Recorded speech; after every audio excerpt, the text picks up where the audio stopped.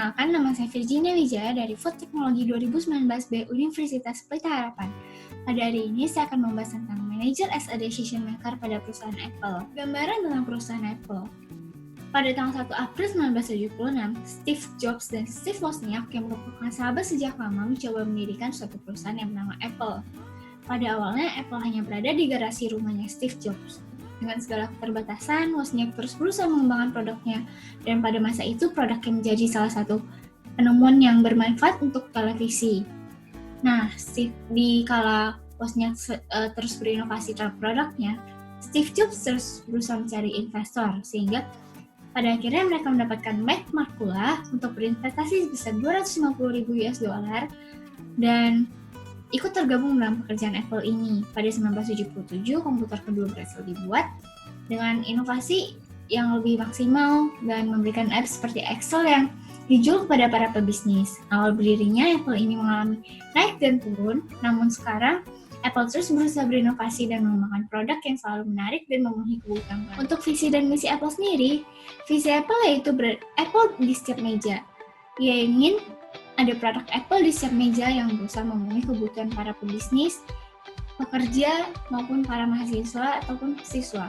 Dan misinya sendiri, Apple berkomitmen untuk membawa pengalaman komputasi personal terbaik kepada siswa, pendidik profesional kreatif, dan konsumen di seluruh dunia melalui inovatif software, hardware, dan penambahan internet. Nah, selama perjalanan Apple ini, tentu ada masalah yang dihadapi oleh Apple. Tidak mungkin tidak ada masalah yang dihadapi oleh perusahaan itu. Pada 5 September 2007, Steve Jobs selaku CEO dari Apple menurunkan harga produk Apple secara drastis dan tiba-tiba. Namun, keputusan ini tidak menghasilkan banyak pro, menghasilkan banyak kontra, karena dianggap keputusan ini merupakan keputusan yang terlalu tiba-tiba dan semena-mena karena beberapa pelanggan yang sudah membeli Apple sebelumnya jelas merasa kecewa terhadap keputusan yang diambil oleh Apple ini. Namun, 2 hari setelah kejadian, beliau memberi kompensasi sebesar $100 yang dapat digunakan untuk belanja di Apple Store maupun online store. Nah, untuk decision making sendiri itu ada 8 step. Step pertama yaitu identifying a problem. Yang kedua, identifying decision criteria.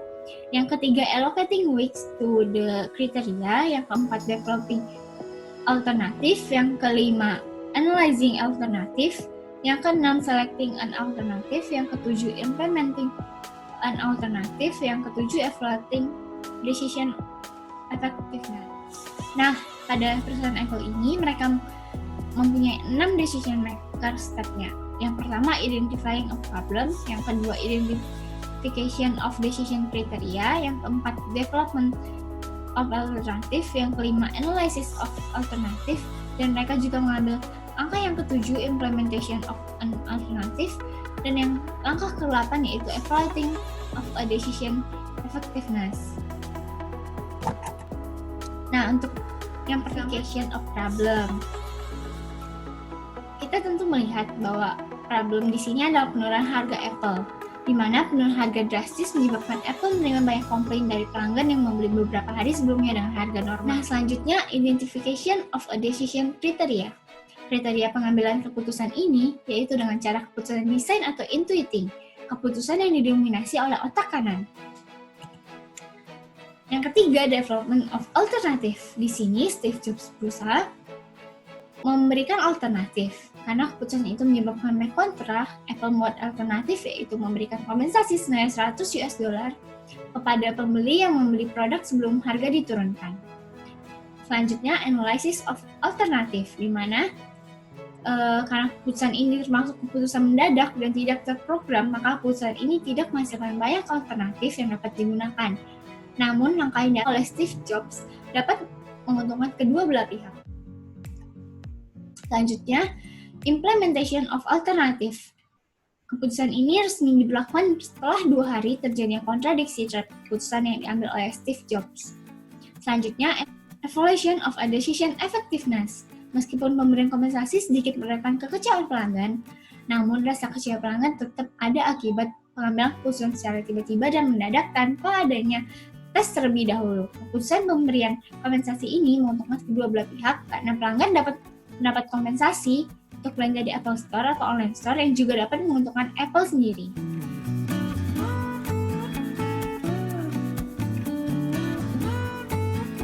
Contoh decision di Apple. Yang pertama, type of a problemnya unstructured. Kenapa? Karena penurunan harga tiba-tiba merupakan masalah baru yang diterima oleh Apple. Selanjutnya, managerial level berada di upper level karena manajer yang biasa terlibat merupakan upper seperti CEO dari Apple sendiri. Frekuensinya new dan unusual. Kenapa? Karena hal ini merupakan hal baru yang terjadi di Apple dan tidak biasanya dihadapi oleh Apple. Information-nya readily. Kenapa? Information yang diberikan dapat diakses dan dilihat oleh para pelanggan. Goals-nya clear dan spesifik.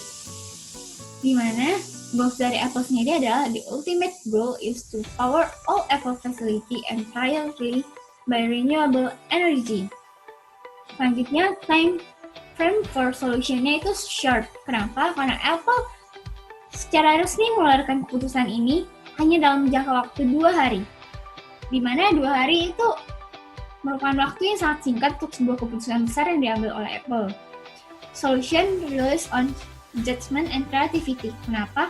Ada pertimbangan atas solusi ini karena mendapat banyak komplain dari pelanggan dan ide Steve Jobs untuk memberikan solusi yang dapat menguntungkan kedua belah pihak. Kesimpulan dari decision making yang dimiliki oleh Apple ketika menghadapi persoalan seperti ini lebih mengarah pada non-program decision, di mana 4 dari 7 merupakan decision yang ada di non-program decision. Nah, according to Steve Jobs, is the heart of his approach to making decision, di mana Steve Jobs ingin membuat keputusan, dia selalu ingat akan hal ini. You cannot connect the dots looking forward.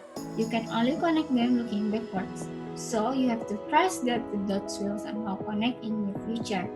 You have to trust in something you got, destiny, life, karma, whatever. This approach has never let me down and it has made all the difference in my life. Di mana Jobs mengatakan, kita tidak bisa menghubungkan titik-titik, di mana titik-titik ini merupakan langkah-langkah kita untuk menjadi sukses ketika kita hanya melihat ke depan tanpa melihat juga ke belakang. Jadi kamu harus percaya bahwa semua titik-titik itu merupakan hal yang kita hadapi selalu berhubungan dan bisa disambungkan untuk menggapai mimpi kita.